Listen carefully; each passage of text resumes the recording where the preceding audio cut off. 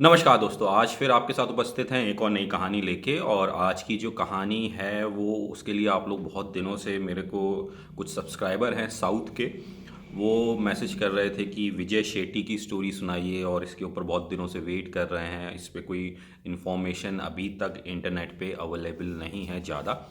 तो आज की जो कहानी है वो विजय शेट्टी की है। तो चलिए शुरू करते हैं आज की कहानी।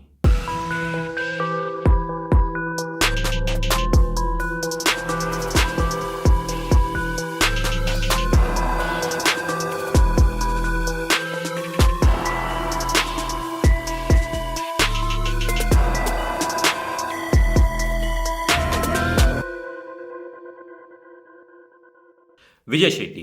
विजय शेट्टी जो है, जैसे जो शेट्टी कम्युनिटी हुई और आपकी पुजारी कम्युनिटी हुई साउथ की, ये हर जगह बहुत दबदबा रखा है इन्होंने, जैसे मैंने अपने पिछले कुछ कहानियों में भी बताया है दास्तान की।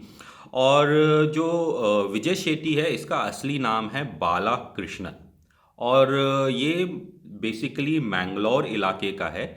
और बाला कृष्णन ने अपना नाम चेंज किया, कई बार चेंज किया। इसने अपना नाम जो है बाला कृष्णन ने जो है विजय शेट्टी किया, फिर लेटर ऑन विक्की शेट्टी किया, to confuse the agencies, to confuse the people. और जब डिफरेंट डिफरेंट नाम से वर्क करते हैं ये लोग, असली नाम अपना छुपा के रखते हैं, तो इससे इनको एक जगह से दूसरे जगह जाने में भी आसान हो जाता है। और दूसरी जगह पे रहते हुए घुलना मिलना आसान हो जाता है वहाँ की कम्युनिटी से और वहाँ के लोकल लोगों से, जिस कंट्री में भी ये रहते हैं। जैसे मैंने बताया कि विजय शेट्टी यानी विक्की शेट्टी यानी असली नाम बाला कृष्णन मैंगलोर के एरिया से है। इसकी कहते हैं पढ़ाई लिखाई थोड़ी बहुत जो है वहीं तक हुई थी। और उसके बाद ये एक साधारण परिवार से था, कोई वेल ऑफ परिवार से, ऐसा लोग बोलते हैं कि कोई वेल ऑफ परिवार से नहीं था। तो ये मुंबई आया बैंगलोर से, और ख़ासकर चेंबूर इलाके में। तो जो भी चेंबूर का इलाका है मुंबई का, वो सब जानते हैं कि छोटा राजन का बहुत दबदबा वाला एरिया है। और वो वहाँ पे काफ़ी कुछ जो है होल्ड रखा करता था। वहाँ पे चेंबूर में आके इसने जो है अपना एक डांस बार में वेटर की नौकरी शुरू की। और कहते हैं कि जब इसने वेटर की नौकरी शुरू की, वहाँ से इसने बहुत कुछ गैंगस्टर्स जो वहाँ आते थे उस टाइम पे डांस बार में नोट उड़ाने और वहाँ पे अपना पार्टी करने, तो वहाँ पे बहुत सारे गैंगस्टर्स से इसकी एक तरीके से दोस्ती यारी हो गई। दूसरी तरफ एक और कोई किस्सा मुझे बता रहा था कि जो जब ये चैम्बूर पहुँचा था और इसने वेटर की नौकरी शुरू की और गैंगस्टर्स से इसकी दोस्ती हो गई, तो इसने डांस बार में जो है लड़कियां सप्लाई करने का काम शुरू किया। अब इसमें कितनी सच्चाई है ये तो मैं नहीं कह सकता, लेकिन हाँ ये सच है कि ये वेटर का काम इसने ज़रूर किया। और इसका एक और नाम लड़की सप्लाई करने पे एक और नाम पड़ा बाला। आगे आप खुद समझ जाइए कि मैं क्या कहना चाह रहा हूँ। मैं वो नाम पूरा लेना नहीं चाहता, एक तो शिष्टाचार के खिलाफ होगा उस तरह का शब्दों का प्रयोग करना। एक और बात मैं आपको बताना चाहता हूँ कि जब भी इन्वेस्टिगेशन जर्नलिज्म की जब कहानियाँ बताई जाती हैं तो उसमें उन नामों का लेना ज़रूरी हो जाता है। लेकिन कई बार बहुत से लोग वो नाम लेने से बचते हैं। इसके पीछे एक दो किस्से मैं आपको बताता हूँ। पहला किस्सा जेडे वाला। जेडे में क्या हुआ था कि छोटा राजन को यानी नाना को जो है एक कहानी के ऊपर जेडे ने चिंदी चोर लिख दिया था। तो इससे चिंदी चोर कहने से नाना बहुत गुस्सा हुआ कहते हैं और उसके चक्कर में उसका मर्डर करा दिया। एक और किस्सा है, रवि पुजारी को किसी ने मोटा सांड कह दिया था, तो उस चक्कर में उसने उस रिपोर्टर के पीछे शूटर्स वूटर्स भेज दिए थे। तो अब आप समझ जाइए कि मैं डर की वजह से नहीं कह रहा, लेकिन हाँ वो नाम इतना ख़राब है कि बाला, आगे आप समझ जाइए क्या कहना चाह रहा हूँ लड़की सप्लाई करने के उस पर। तो इसलिए उसका नाम बाला डैश पड़ा लड़की सप्लाई करने के लिए। और उसके बाद जब इसने लड़कियों का काम शुरू किया सप्लाई करने का और गैंगस्टर्स से दोस्ती हुई, तो एक व्यक्ति होता था जो नाना के लिए वर्क करता था, जो कि एक तरीके से कह लीजिए नाना के लिए एचआर मैनेजर था, एचआर ह्यूमन रिसोर्स मैनेजर था। वो नए लड़के भर्ती करने होते थे उसको भर्ती करता था। तो बाबा रेड्डी उसका नाम है, जो छोटा राजन के लिए भर्ती करता था। और छोटा बाबा रेड्डी से बालाकृष्णन यानी विजय शेट्टी यानी विक्की शेट्टी मिलता है। और उसके बाद बाबा रेड्डी संतोष को बोलता है, छोटा राजन को नहीं बोलता है, कि संतोष को उसका इंट्रोडक्शन कराता है। और संतोष जो है इसको नाना की टीम में लेता है और उसके साथ वर्क करता है। इसी बीच में एक और इसका दोस्त होता है बालाकृष्णन का, नवीन पुजारी। और ये दोनों बहुत खास दोस्त होते हैं, कहते हैं नवीन पुजारी और विजय शेट्टी बहुत खास थे। और इसने शायद नवीन शेट्टी को, सॉरी, नवीन पुजारी को भी संतोष से इंट्रोड्यूस कराया। और 2000 के आसपास ये जो है बालाकृष्णन विजय शेट्टी यानी विक्की शेट्टी जो है बैंकॉक जाता है। और बैंकॉक में इसके नीचे संतोष के नीचे यानी कि संतोष के इंस्ट्रक्शन के नीचे काम करना स्टार्ट कर देता है। और काफ़ी टाइम तक ये मुंबई में भी था विजय शेट्टी। और तो कहते हैं कि काफ़ी कुछ इस विजय शेट्टी ने जो है इन्फॉर्मेशन देने का काम किया था एक तरफ से, दूसरी तरफ जो है इन्फॉर्मेशन का भी काम किया, चाहे वो मीडिया को इन्फॉर्मेशन देना हो, चाहे आपकी पुलिस को इन्फॉर्मेशन देनी हो। तो एक तरह से इतने जो नाना कहते हैं कि नाना के साथ जो लोग जुड़े हुए थे वो हमेशा पुलिस की सपोर्ट करते थे। तो कहते हैं कि जब तक ये मुंबई में था बैंकॉक जाने से पहले, तो ये बहुत सारे लोगों से चेंबूर और खार इलाके में मिलके इन्फॉर्मेशन पास ऑन किया करता था किसी सिलसिले में, चाहे वो इन्फॉर्मेशन आपकी न्यूज़ जर्नलिस्ट को देनी हो या पुलिस को देनी है, कोई ऐसी दाऊद के ख़िलाफ़ या किसी और ग्रुप के ख़िलाफ़, ऐसी चीज़ें विजय शेट्टी के बारे में भी बोली गई। और शॉर्ट में विजय शेट्टी को वीजू भी बोलते हैं, यानी वीजू भाई बोलते हैं। और फिर बाद में इसने, जैसे मैंने पहले ही बताया, अपना नाम बदल के विक्की शेट्टी कर लिया। अब आते हैं इसकी कुछ फ़ोटोग्राफ्स पे। एक फ़ोटोग्राफ है जो हमेशा टीवी पे दिखाई देती है कि वो टाई पहना है और चश्मा पहना है। वो कब की फ़ोटोग्राफ है वो मैं नहीं कह सकता हूँ, लेकिन ये सबसे कॉमन फ़ोटोग्राफ है। एक फ़ोटो मैं आपको दिखाता हूँ जो आपने शायद कभी नहीं देखी होगी। ये वो फ़ोटो है जो कि इसकी जवानी की है और ये मुंबई के टाइम की है जब ये शायद पहली बार अरेस्ट हुआ था। और ये फ़ोटोग्राफ्स जो है आप इस समय स्क्रीन पे भी देख रहे हैं, काफ़ी देर से चल रही है ये वाली फ़ोटो। तो आप इससे आप ये लगा सकते हैं कि जो करंट की पिक्चर है, जो पुरानी पिक्चर है, कितना फ़र्क है। जो टाई वाली है जिसमें मूंछ और चश्मा लगाया है, और ये वाली फ़ोटो बहुत पुरानी है। तो बड़ी मुश्किल से ये वाली फ़ोटो मिली। फिर कुछ टाइम बाद जब बैंकॉक में ये अटैक हुआ और नाना जो है संतोष के साथ मिलकर कंबोडिया गया, इसकी कहानी मैं ऑलरेडी बता चुका हूँ। अगर और डिटेल में चाहिए तो फिर किसी और दिन सुनाएंगे। और जब संतोष के साथ ये बैंकॉक में संतोष के अंडर काम करना शुरू किया विजय शेट्टी ने, तो उसके बाद जो है ये विजय शेट्टी और संतोष शेट्टी एक टीम बन गई। क्योंकि 2004 के आसपास जो है संतोष शेट्टी भी छोटा राजन से अलग हो गया था। जब छोटा राजन से अलग हो गया तो इन्होंने जो है, संतोष ने और विजय शेट्टी ने मिलके एक प्लान किया फरीद तानाशाह के मर्डर का, और वो सक्सेसफुल भी रहा। संतोष का और विजय शेट्टी का मर्डर तानाशाह के लिए। उसके बाद ये एक शाहिद आज़मी करके एक एडवोकेट थे जिनका मर्डर हुआ, वो भी विजय शेट्टी ने आपके संतोष शेट्टी के साथ मिलके किया था। संतोष शेट्टी ने प्लान किया था और विजय शेट्टी ने उसको एग्जीक्यूट किया था। एक और चीज़ मैं बताता हूँ कि इसी बीच में जब ये आई थिंक जब ये सब मर्डर हो गया था, तो संतोष शेट्टी का एक इंटरव्यू विवेक अग्रवाल में बैंकॉक जाके लिया था। और उस क्लिप में जो है विजय शेट्टी जो है पीछे से संतोष शेट्टी को ये बता रहा था, शायद कुछ साउथ की भाषा में थी, इनकी अपनी मैंगलोर की भाषा में थी। और उसमें ये बता रहा था कि छोटा राजन के बारे में बोलना, जिससे कि ये लोग सबसे ज़्यादा आहत थे कि रोहित वर्मा मर गया, उसकी वाइफ को कोई सपोर्ट नहीं किया। रोहित वर्मा की स्टोरी जब मैं करूँगा तो उसमें ये सारी डिटेल्स भी रखूँगा, तो वो थोड़ा सा हिस्सा मैं आपको सुनवाता हूँ।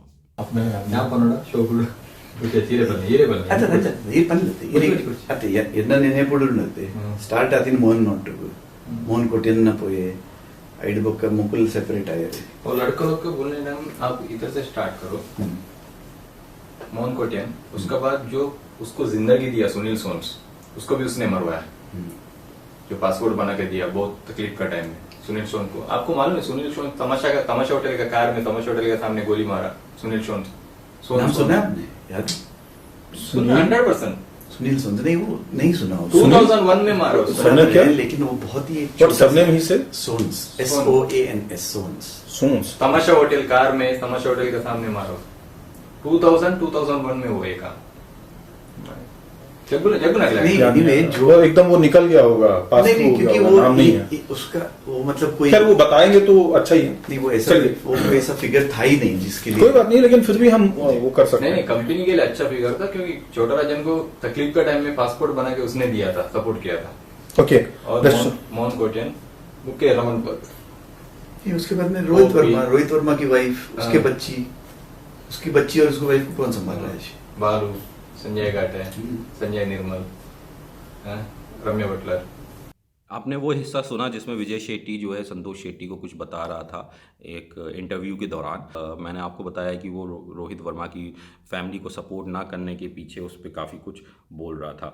अब आते हैं आगे की बात। अब एक और किस्सा है कि जब कुछ लोग ये भी बताते हैं, अब इसमें कितनी सच्चाई है कितनी झूठ है ये नहीं मैं कह सकता, कि संतोष को पकड़वाने के पीछे, संतोष शेट्टी को पकड़वाने के पीछे विजय शेट्टी का हाथ था।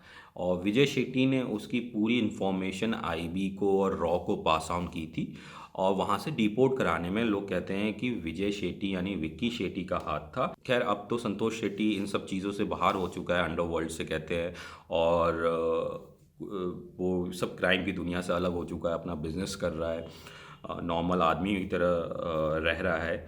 और वापस एक बार हिंदुस्तान आने के बाद जब आपके ऊपर ट्रायल हो जाता है और तो आप एक नॉर्मल ज़िंदगी जीना शुरू कर देते हैं।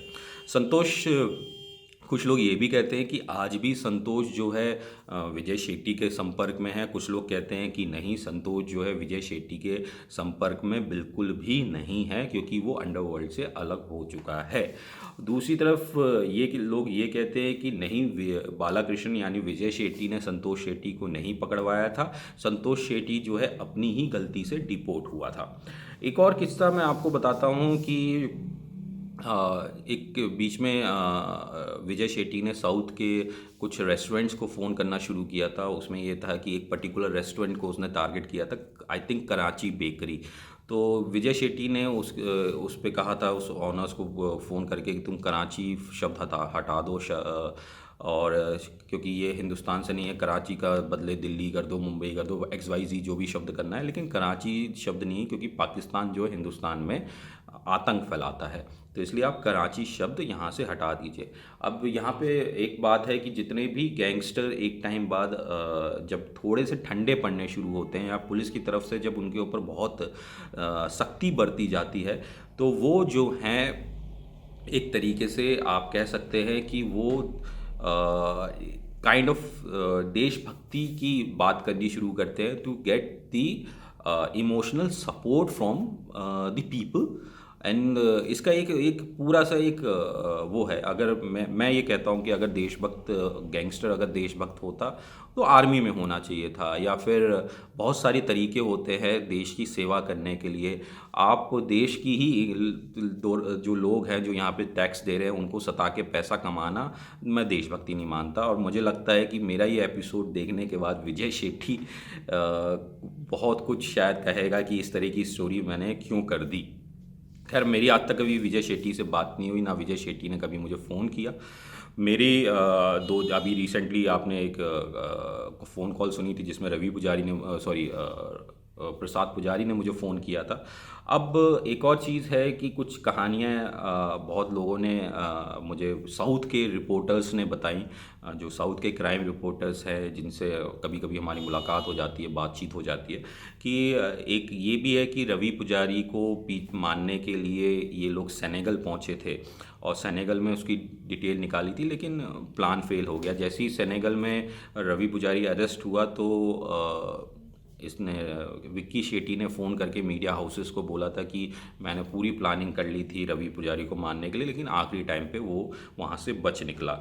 और वहाँ के कुछ लोकल रिपोर्टर्स ने मुझे एक और चीज़ बताई थी, वो ये बताई थी कि इसमें कितना सच है वो भी नहीं जानते। वो कहते हैं कि इस तरीके की बातें सुनने को आती हैं कि विजय शेट्टी यानी विक्की शेट्टी जो है, जो अपने लड़के जो इस समय बंद हैं आपके जेल में उनको, उनके परिवार को पूरा ध्यान रखता है, लेकिन इसका कोई प्रूफ नहीं है, ये सब बातें हैं। और दूसरी तरफ रवि पुजारी के मर्डर पे भी उसने मेरे को साउथ के रिपोर्टर ने कहा कि वो भी एक लोगों के बीच में डर भेजने का तरीका था कि अगर मैं रवि पुजारी को मारने की प्लानिंग कर सकता हूँ तो मैं किसी की भी मारने की प्लानिंग कर सकता हूँ।